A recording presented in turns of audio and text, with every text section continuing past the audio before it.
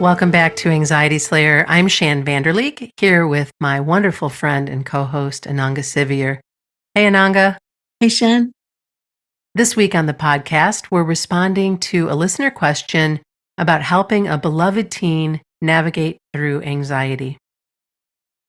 And here's the listener question. How can I navigate and love my son in his late teens through high anxiety? It's difficult for me as I'm highly anxious, watching him and feeling all the mental and physical symptoms that anxiety can give you. I feel many anxious parents want to help and not project their anxieties onto their child. It's knowing when to listen and when to teach, but without lecturing. It's keeping our own emotions intact and trying to create a healthy distance without overpowering and overprotecting them. I feel like this listener already answered her own question. I think she's doing a fine job based on what she shared in the second half of her question. Yeah, it's a deep reflection on the experience, isn't it? Mm-hmm. I also thought that that's a lucky teen because he's got a very thoughtful parent there. And yeah, it is finding that balance, isn't it? And some days that's easier than others. I think this can be a super challenging experience because we're highly tuned into our children's anxiety. We can be right there with them. We can also feel triggered and very aware of another anxious person in the home. I know for myself, if I'm around another mind with anxiety, I'm very aware of it. So that's the challenge, is that two anxious people in the same home can amplify that energy. But also, it can be an invitation to look more deeply at getting support for our own anxiety and having tools and techniques to share. That makes me think of many years ago when my son was feeling super stressed at school. And of course, I was taking that on. And how can I support him? And it was the calming point. It was, hey, you might want to try this cool calming point that you can do. And kind of leaving it without trying to fix it, but just offering a suggestion and then hearing back about how it did help and how he was even sharing that with his friends, sharing that point for tests and different things that were going on. Yeah, I think having tools and techniques to share it's so empowering. It feels proactive rather than feeling held hostage to anxiety. Sometimes we can feel overwhelmed by anxiety, and it can come with such an energy, can't it? Such a push into the home that you can think, I don't know how we're going to handle this. But when we have tools, techniques, then we've got something to try. My daughter's also gone to school and shared tapping, different things with her friends. From a very young age, I can remember when she was 5, telling a friend they should try efforty, which was EFT tapping. Oh, that's so sweet. Very earnestly sharing that. But yeah, her friends used to come and sit with me and ask for Bach flowers and learn tapping and all sorts. So it can be a real opportunity to extend understanding. A parent who understands anxiety can be a gift. Often we hear parents express concern that they've given their children anxiety, or they're making their children more anxious, or they're projecting onto them. That's definitely a concern that we've heard many times. But again, this has a flip side, which is somebody that understands anxiety can be a gift. Mm. We're more likely to be empathetic when we understand what somebody else is going through. And that can be a huge comfort to a child or a teen. Personally, growing up, I would have preferred that experience than being expected to get on with it. And I used to get told it's a tough world out there, toughen up. Yeah, suck it up. I didn't even know how to operate like that. Well, sure. And then also a parent who hasn't experienced anxiety might be impatient or think that it's something that we should endure or fix, which can leave the child feeling like there's something really wrong with them or that they have absolutely nowhere to go for support. Yeah, I can remember feeling like that. Like, I couldn't just switch it off. I felt overwhelmed by it. There wasn't room always for how I was feeling, busy working parents. And can remember feeling quite isolated and withdrawn because I felt so anxious and so awful, but didn't know how to give voice to it or where to go for help. So I think a parent that's familiar with anxiety can be an absolute blessing because they know what it feels like. They've got empathy and hopefully they've got some tools and techniques and experience that they can pass on to help. And again, there's the opportunity here if you need to shore up your own anxiety to rise to the occasion of supporting a loved one, then it's always good. Go back to basics, learn techniques, learn tapping, Yeah, go back to what helps. go back to what helps. And then, even if only by example, you're helping somebody else because you're showing that you're taking good care of yourself. But often we can pass on things that will help others too. And some of the daily things that we can do or that we can invite our teens to do with us are walking, just getting out of the house and moving your body, even if it's a short walk. Breathing, deep breathing, maybe teach a deep breathing exercise or invite them to just take a few deep cleansing breaths. We talk about Qigong and how Qigong can be helpful, yoga can be helpful, the soft martial arts. Steering them away from caffeine, if at all possible, and whenever possible. And then, of course, if you're still living with a teenager and you are making the food and purchasing the food for the family, to be really mindful of having the freshest ingredients you can, organic if possible, whole foods whenever possible, and just really being in that space of understanding that nutrition will help their nerves. Yeah. These are all such simple things that we share a lot, but they are the things that really help us feel more safe, more grounded. And there are so many things we can do nutritionally to support others with their anxiety. Of course, one thing that's worth mentioning with a child and a teen is that some are more receptive than others. So how much we're able to help will depend on, whether they want to come for a walk or try different things. That's to be figured out together. That's a very individual thing. Bribery might be, a part of it. Speaking from my own experience. Yeah. Sometimes we have to be a little creative, different ways around things. But with nutrition, there are so many things we can do to help anxiety. For example, if you soak a handful of almonds overnight, grind them into a paste in the morning and simmer them in some hot milk with some cinnamon, that is a nerve tonic that you can drink the next morning. Again, it's how receptive somebody is to receiving that. But over time, that helps support the nervous system. We've shared before a nerve nourishing drink at bedtime. There are so many calming herbal teas that you can try, and you might need to try a sample pack and see which ones are preferred. Or almond milk at night with a pinch of nutmeg. And nutmeg is a natural sedative. It helps us feel calm, helps us get to sleep. There's so many things we can bring in to our diet, to our lifestyle that just helps calm the nervous system. Really important at this time of year as well, as we're going into autumn season. So for that, I'd recommend having a look on our website, look up our autumn episodes and see what we're recommending there nutritionally. Those are the kinds of things to eat to support your nervous system. Some teens respond well to discharging adrenaline by going to the gym. It can help them feel confident, active, grounded, just finding what helps. It can be quite personal, but also it's surprising what a few small measures added into the week can do to help bring some support. Yeah, we need to move the energy. We need to help them move the energy through their body in one way, shape, or form. Mm-hmm. There's so much time now sitting and staring and bringing in screens and all of that. So those are just some good places to start. And then also, we can't do this episode without covering Bach flower remedies that you've heard us speak about since the beginning of our podcast. Bach flowers are a collection of 38 remedies discovered in the 1920s and 30s by Dr. Edward Bach, a well-known physician. And you can find out more about Bach flower remedies at bachcenter.com.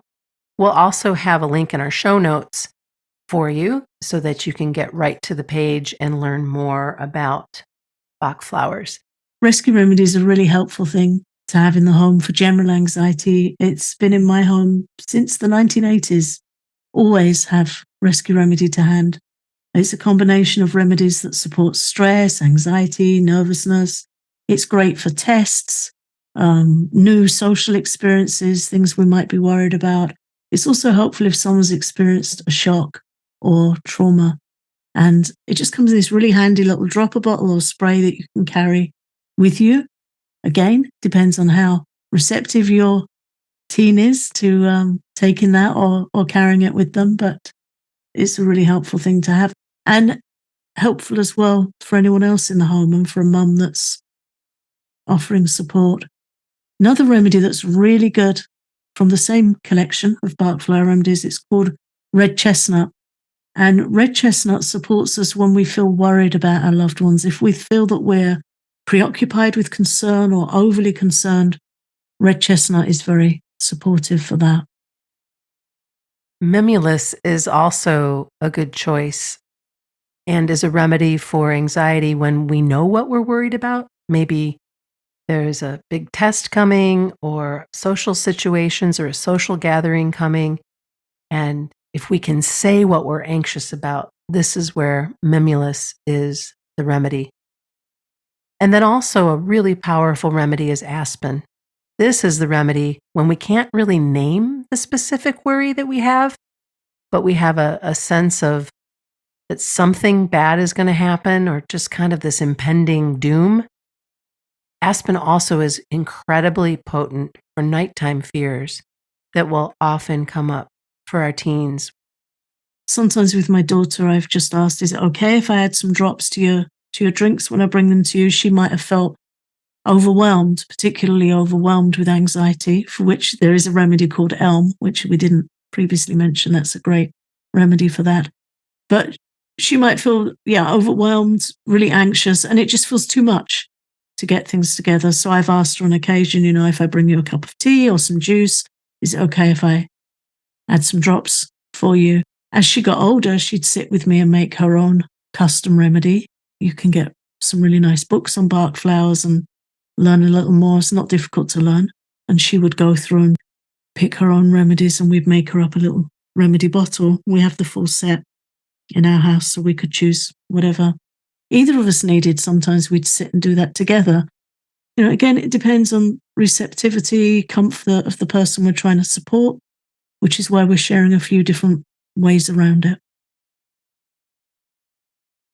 Anxiety Slayer is sponsored by BetterHelp.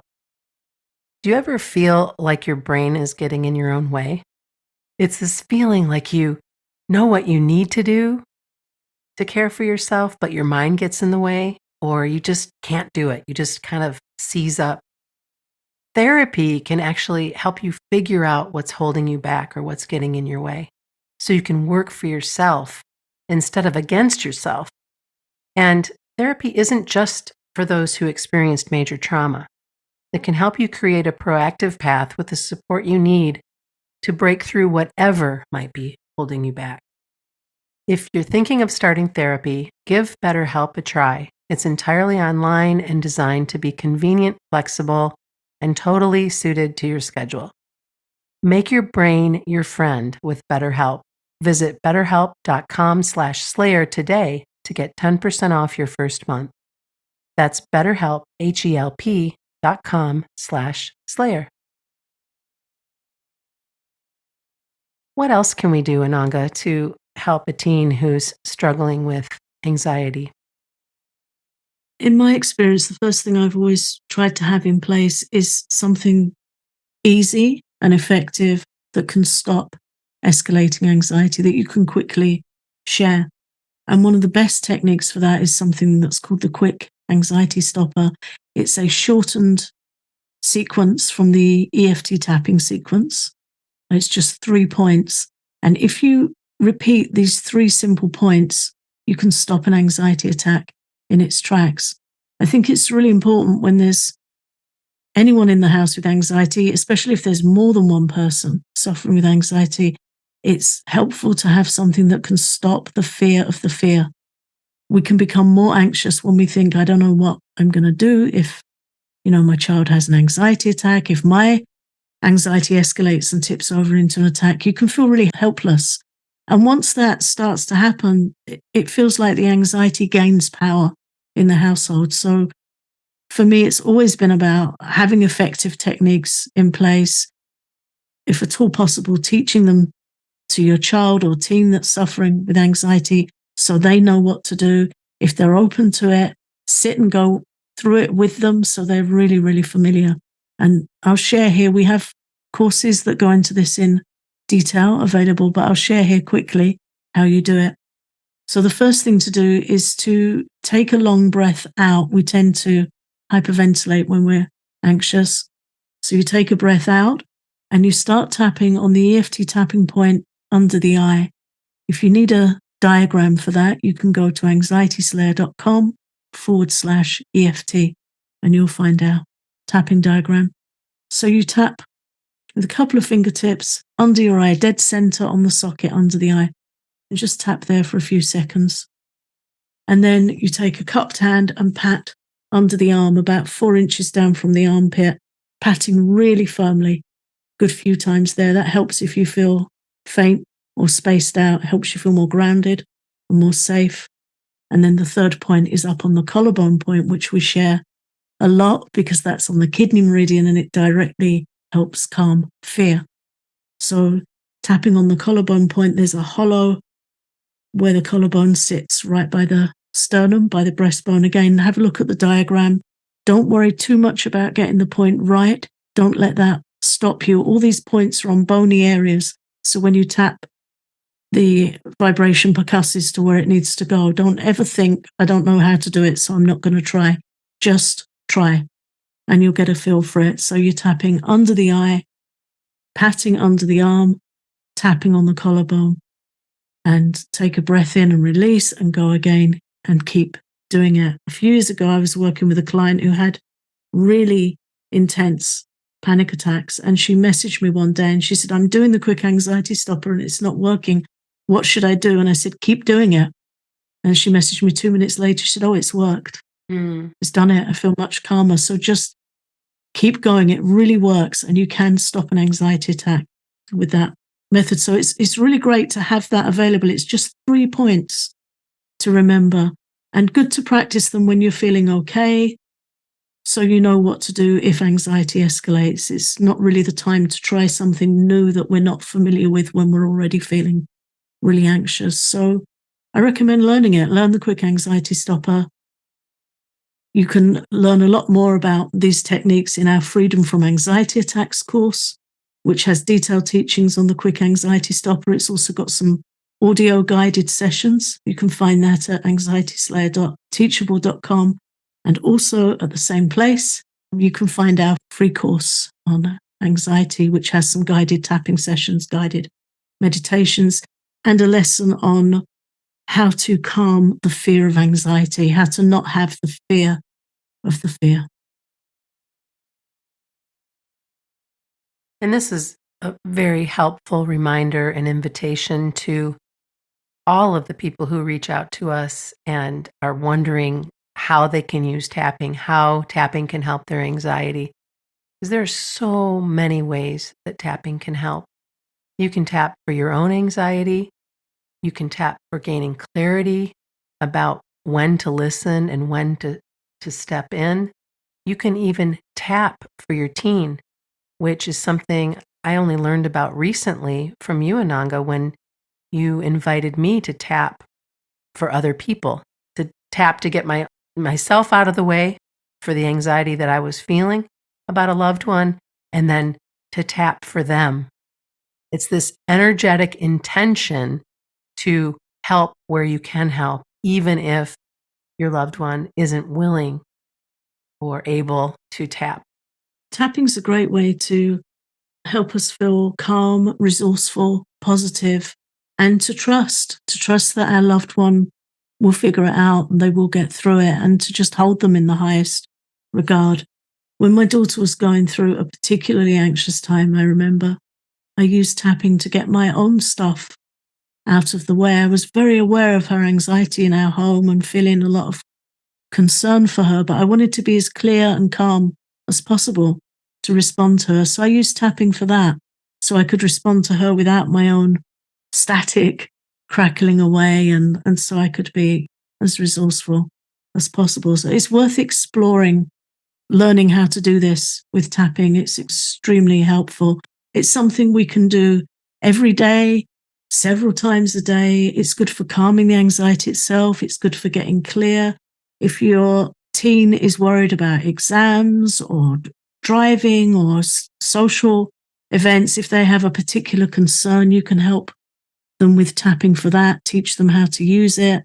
There's so many resources available. We have guided sessions on Patreon. We have our courses on Teachable. We have many episodes as well. If you look through our archives, you'll find many guided walkthroughs for tapping. And I think really that's the easiest way to learn, is to follow along and get a feel for it. But try and hold in your mind to be open to the possibility that you really can use it for anything. And if you don't know what that means yet or how that looks yet, following guided sessions will help you with that. But with tapping, the best thing is to use your own words as if you were talking to a friend.